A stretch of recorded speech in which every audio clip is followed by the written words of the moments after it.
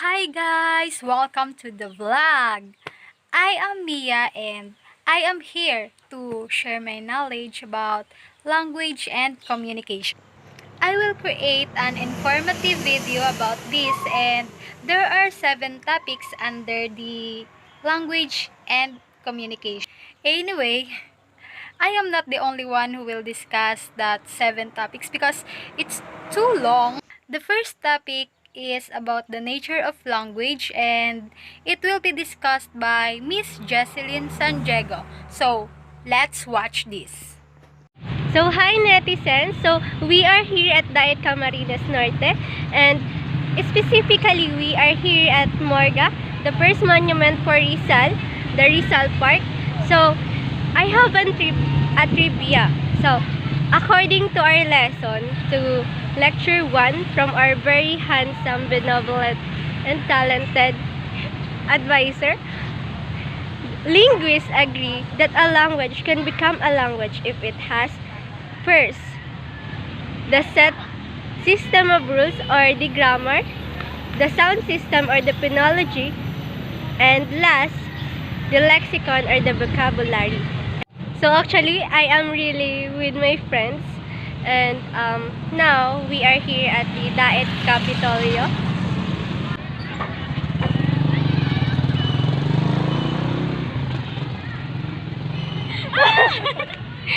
So, say hi to them.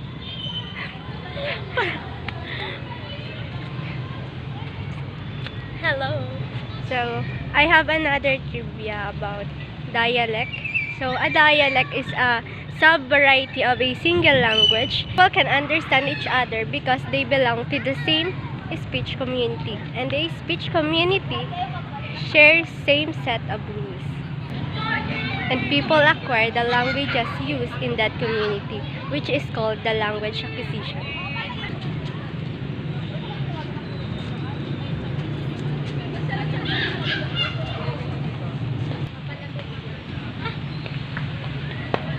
So, where is our next destination? Next? Our next destination is Bagasbas Beach, not Nix. Let's look at the sky. So, mother tongue is the language acquired while growing up. It is also referred to as the native language or the first language. So, we are here at Barangay Bagasbas and we are here to the longest boulevard here in Philippines. So, people later on discover that other languages are the second language. Going to the bridge connecting the Bagasbas Beach. Oh. Going to San Jose. Language learning is when people learn formally in their school or informally in their houses. Language contact is a new form of language.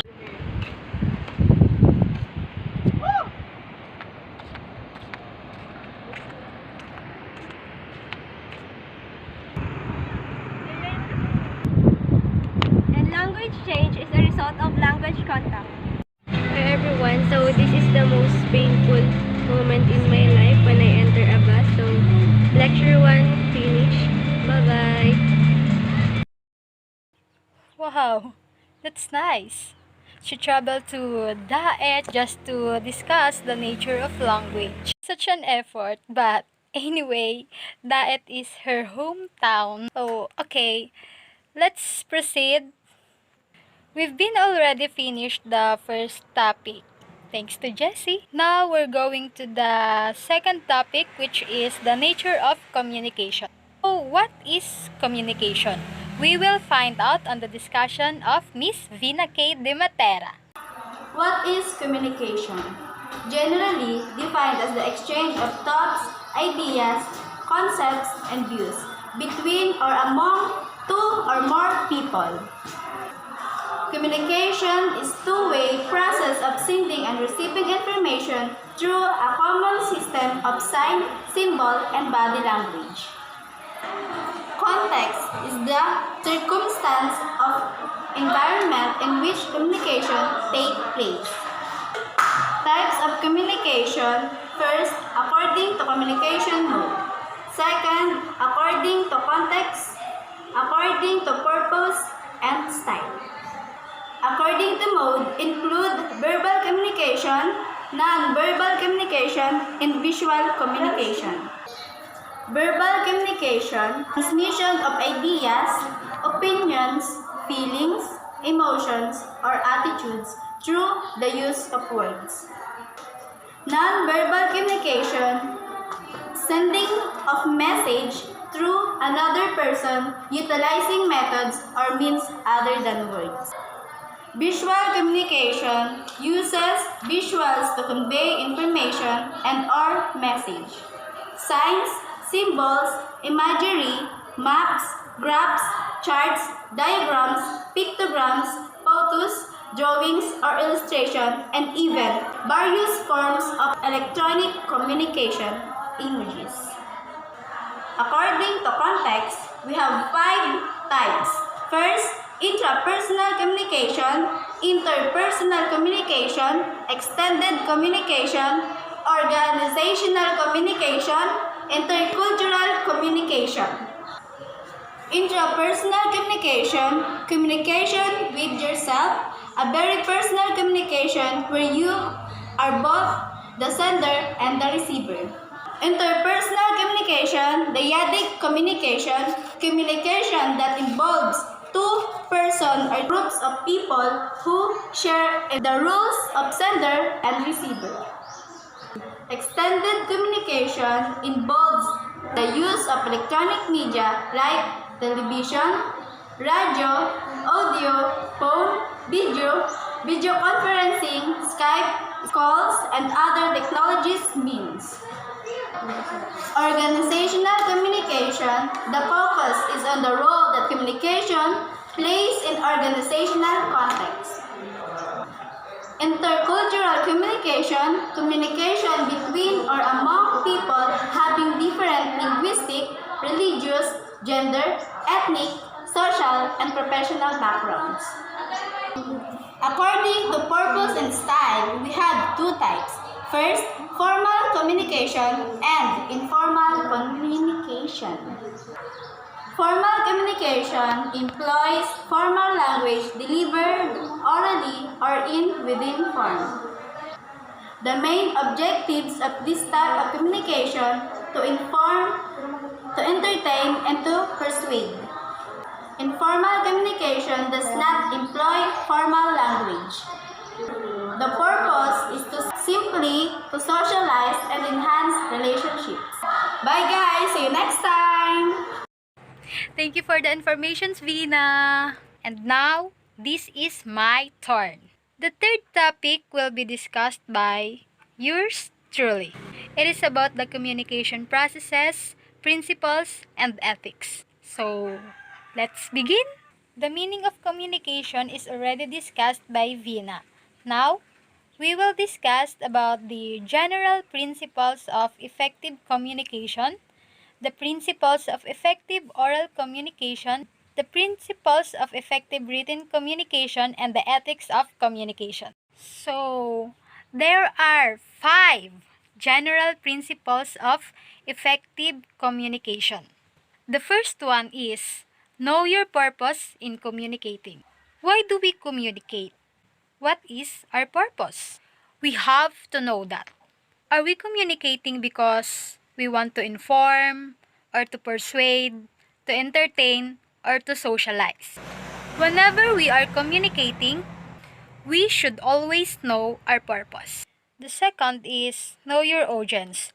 Of course, we need to know our audience whenever we are communicating, as it dictates the writing or speaking styles we need to employ. The third one is know your topic.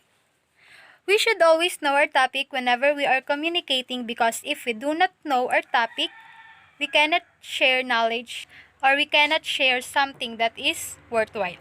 The fourth is adjust your speech or writing in the context of the situation. The environment which your speech or writing is to be delivered determines the kind of language we will use. And the last is work on the feedback given to you. Once you receive comments from your listeners or from your readers, work on them. Take kindly to criticisms. It will be beneficial for you as you address them. So let us move on to the 5 principles of effective oral communication. So number 1, be clear with your purpose. You should know your objective in communicating. Number 2, be complete with the message you deliver. Make sure that your claims are supported with facts and essential informations. Number 3, be concise. When you are delivering a speech, you don't have to be verbose. Be specific and deliver your speech briefly but juicy. Number 4, be natural with your delivery. Be confident. Punctuate important words with the appropriate gestures and movement. If you are not confident enough, don't be too obvious. And number 5, be specific and timely with your feedback.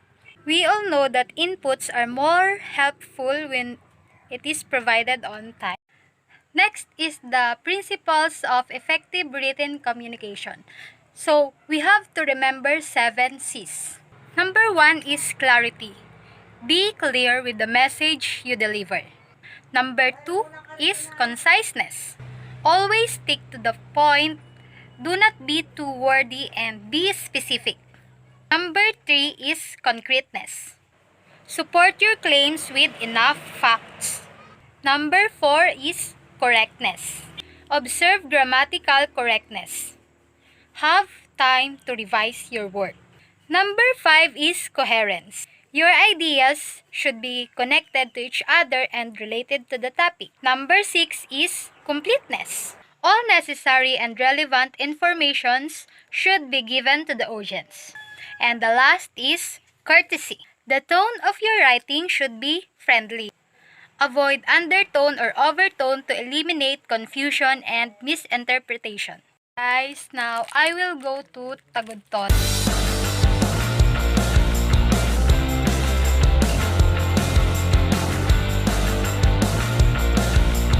Hello again guys. So welcome to Tagudtod.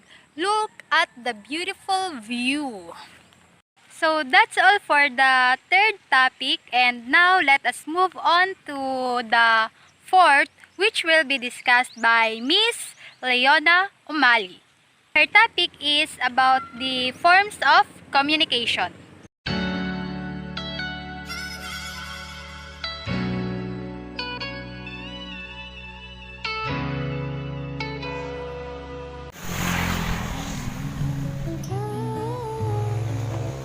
Welcome to our vlog!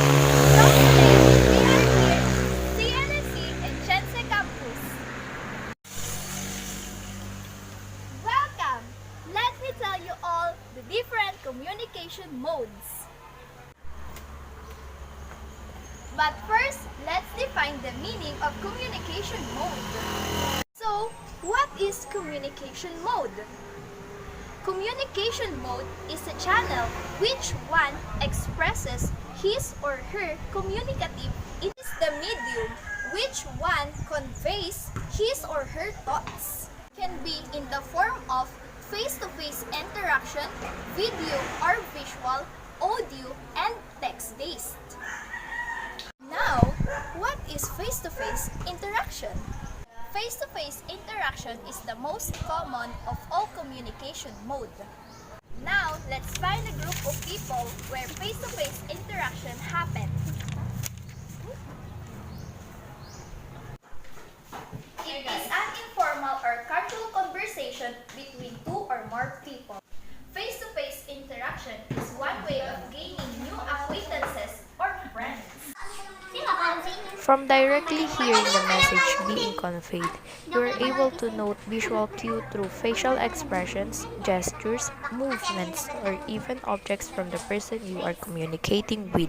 Next is the video, where technology is involved. In video, or cameras are used so that two or more people who cannot interact face-to-face can communicate. Through different applications such as Skype, WhatsApp, Viber, Messenger, and FaceTime. This could be very effective mode of communication, especially to the person separated by distance. If there is no technical glitches occur, poor signal and other barriers that may cause not good communication. But this is the most convenient communication mode for people who want to reach out each other despite of distance. Second to the last of communication mode is audio. Audio means transmitted sound. Only the voice of speaker is heard. Like for instance, there are two people communicating through phone call. But there are disadvantages of using audio in communication because you are not being able to see the expression, body language, or cues of the person you are talking to. And also, the audio communication mode is quite difficult, especially if you listen to the people with different accents. In contrast to this, if you can understand the person you are talking to with different accents, you can use our communication mode, which is text-based. Social networking sites such as Facebook, Twitter, and Instagram offer text-based interaction. And of course, in text-based communication, disseminate information to a bigger audience quickly. That's all, and thank you. And for the fifth topic, I will take in charge. It is all about the models of communication. There are different conceptual models for human communication. But in this lesson, I will only discuss 5 communication models. So let us begin the discussion, and first, I will discuss the Aristotle's model of communication. Aristotle emphasized that there are 3 variables in communication process, and that 3 variables are the speaker, the speech, and the audience. According to him, a speaker is the most important variable in the communication process because the speech cannot be produced without the speaker. The second one is Laswell's model of communication. In 1984, Harold Dwight Laswell described the communication as being focused on the following: who says what, in which channel, to whom, and with what effect. Laswell's model of communication consists of the following: the communicator, the message, the medium, the receiver, and the effect. The third one is the Shannon-Weaver's model of communication. Claude Elwood Shannon and Warren Weaver introduced their model of communication in 1949. Originally, their model of communication conceptualized for the functioning of radio and television, serving as a model of technical communication, and later on adopted in the field of communication. Shannon-Weaver's model of communication includes the following: the sender, the encoder, the channel, the decoder, the receiver, feedback, and the noise. The sender is the source of the information, and the encoder is the transmitter, the channel or the medium of communication, the decoder as the reception, and the receiver as the destination of the message. The receiver will give feedback to what the sender said, and the noise as the barrier of the communication.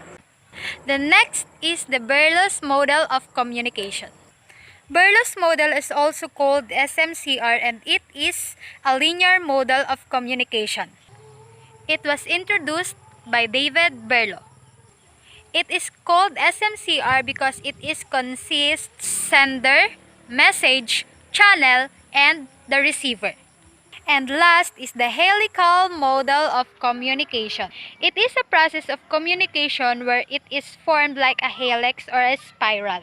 It is called helical because the conversation will start with an specific topic until it became broad and expandable as long as the conversation goes on. We're almost at the end of the topic, so let us proceed. The sixth topic is about the varieties and registers of the spoken and written language. It will be discussed by Miss Jorimay Abeliada. So, hey guys, I'm Jeremy Avillada. I hope you like it. Let's talk about the three concentric circles. The inner circles, which the country that English use this as a native language, like USA, UK, Canada, and New Zealand. And next is the outer circle, which is the blue, that the country use the English as a second language, like Bangladesh, Kenya, Pakistan, Sri Lanka, Ghana, Malaysia, Philippines, Tanzania, India, Nigeria, Singapore, and Zambia. And the last is expanding circle, which is the yellow, in where the country use English as a foreign language, like China, Indonesia, Korea, South America, CIS, Caribbean countries, Israel, Nepal, South America, Zimbabwe, Egypt, Japan, Saudi Arabia, and Taiwan.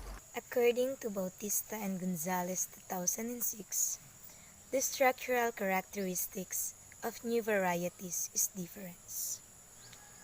This is brought about the mother tongue, or home language of those who learn or acquire English. In terms of social feature, differences can also highlighted, and that their continuum of biselectal, mesolectal, and acrolectal varieties of English within the same speech community. The acrolect then come closest to the standard, while the biselect digresses thoroughly from it, and it comes closest to the pidgin. Mesolect, or the middle variety, is midway between the acrolect and the baselect. Edulex is a term used by Bautista and Gonzalez for those varieties resulting from certain types of education ascertained by social class, but they are conveyed or transferred by the kind of instruction of the school system, especially for those coming from higher income families or better educated classes. Register is a variety of language defined according to its use and social situation. A register of scientific, religious, and formal English. It is to be noted that genre and register overlap and sometimes used interchangeably. According to Lee in 2001, whereas genre is associated more with the organization of culture and in the situation. To this end, register is understood as the context, specific variety of language to which the field, mode, tenor framework is important. The field. It may be analyzed in terms of the social setting and the communicative purpose in which text is produced. The second is the tenor, in which it may be described in terms of the roles required of the writers and readers, including the cultural values shared by both. And the last is the mode. That talks about it could be explained in the light of the knowledge of the other texts required of the speakers, listeners, writers, readers as regard the genre, including the formal text feature. We have the two types of register, the formal and informal register. Let's talk about the formal register. Formal register is appropriate for use in professional writing like project proposals, position papers, and business letter, as in the case of writing to a superior or to a head of a certain organization. It is more impersonal, objectives, and factual. Next is the informal register. It is more casual in tone. It is appropriate for people with whom you have established a more personal relationship, as in the case of friends and relatives. This type of writing may sometimes be emotional, as an intimate relationship exists between the speaker and listener, or writer and reader. And our last topic is coping with the challenges of intercultural communication. Speakers with the different languages results in intercultural miscommunication and misunderstanding. Misunderstanding of the intercultural communication may not always be caused by verbal utterances. It may also occur due to wrong interpretation of the nonverbal code. For example is the handshake in US and France. Americans do firm handshakes while Franceses do soft handshake. So, what are the sources of misunderstanding?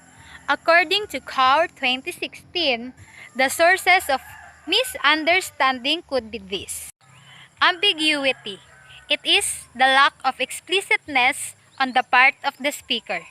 Performance-related misunderstanding. It is when the tongue or slips and missharing due to speaking quickly and unclearly.